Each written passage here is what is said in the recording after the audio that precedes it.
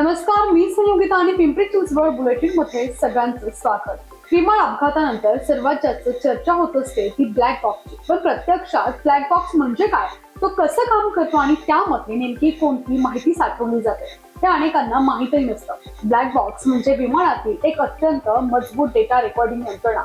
खरं तर त्याचा रंग काळा नसून तेजस्वी केशरी किंवा नारंगी असतो, जेणेकरून अपघातानंतर तो सहज सापडू शकेल. ब्लॅक बॉक्स मध्ये मुख्यतः दोन भाग असतात. पहिला म्हणजे फ्लाईट डेटा रेकॉर्डिंग आणि दुसरा म्हणजे कॉकपिट व्हॉइस रेकॉर्डर.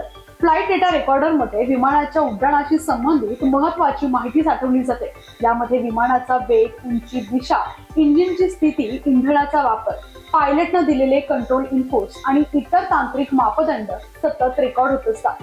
तर कॉकपिट व्हॉइस रेकॉर्डर मध्ये कॉकपिट मधील संभाषण, पायलट आणि को पायलट मधील चर्चा, एअर ट्रॅफिक कंट्रोलशी झालेले संवाद तसेच कॉकपिट मधील अलार्म आणि इशाऱ्यांचे आवाज रेकॉर्ड केले जातात.